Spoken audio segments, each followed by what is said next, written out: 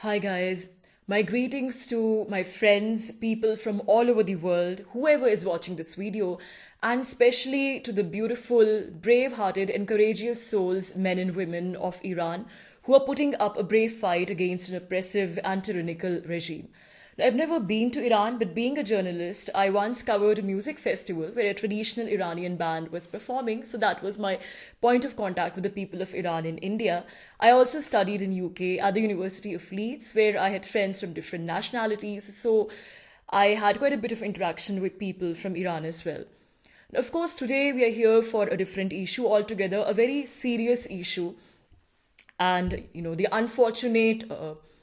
unfortunate death of Mahsa Amini in Iranian police custody and the subsequent protests that followed, demonstrations that followed, and the way the regime out there is, ruthlessly targeting those demonstrations and the demonstrators. So, of course, it is about the issue of the mandatory hijab mandate, but I think it goes way beyond that because we all live in a globalized society. If I'm living here in India and you're living there in Iran, our lives are interconnected. We cannot say that events in one part of the world do not affect us, that I living in India here, my life is, insular from whatever is happening in Iran. We cannot say that. So it's about the larger issue of using religion, of using culture as a pretext by governments, by states to control people's lives and, to basically impose things on people in the garb of religion and culture.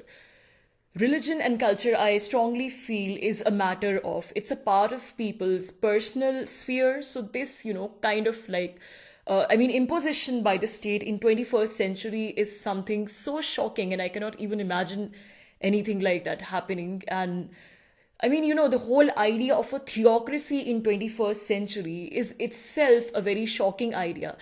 But the fact that, it's all obviously connected with geopolitics, which is the reason why so many countries, diplomatically, unfortunately, so many governments are silenced over this issue, and the Iranian regime, the Iranian government, the kind of indictment they should receive from the international bodies, United Nations and other countries, they're not receiving that kind of indictment, despite the fact that these atrocities are for everybody to see, whatever they are doing with their own people. So as a global citizen, it's shocking to me. And I think, like I said again and again, I think we are global citizens in this day and scenario. Our lives are interconnected. Anything, which is oppressive, any kind of this kind of oppressive thing in the name of culture or religion in some part of the world can have repercussions on me also. It can have repercussions all over the world. So I think being politically correct is not an option we have these days. And this is a kind of, this is a kind of time when we all have to speak up and just raise our voices against this. People from different parts of the world have, of course, women especially, have been protesting against the Iranian regime. In India, the protests have begun relatively late, but now the protests have begun in India also. In South India, in the southernmost state of Kerala, a group of Muslim women burned their hijabs in protest, and this happened recently, and I'm sure more such protests are going to follow.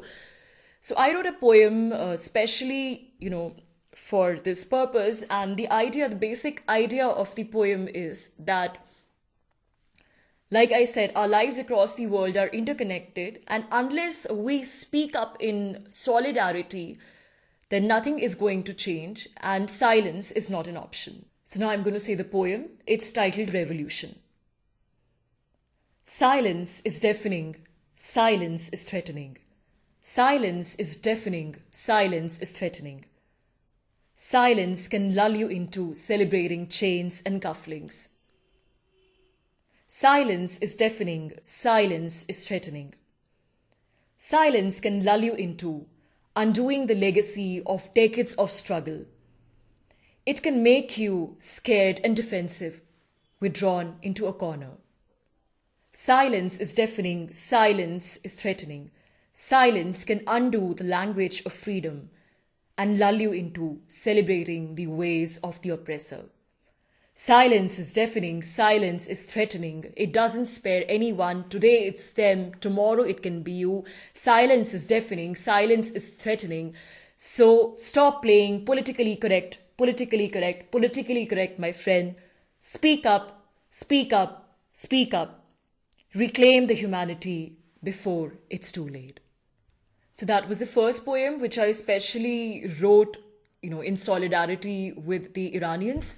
The second poem which I'm going to read here is more like a literary poem, and this is about basically, I've used the metaphor of pigeons in this poem to comment on the status of women all across the world, not just in Iran, but the way women, maybe because of their good nature or whatever, they put up with a lot of patriarchal religions, socio-cultural mores and customs, and how these customs become a burden on these women and become so tyrannical and oppressive for these women. The pigeons never flew away. The pigeons never flew away.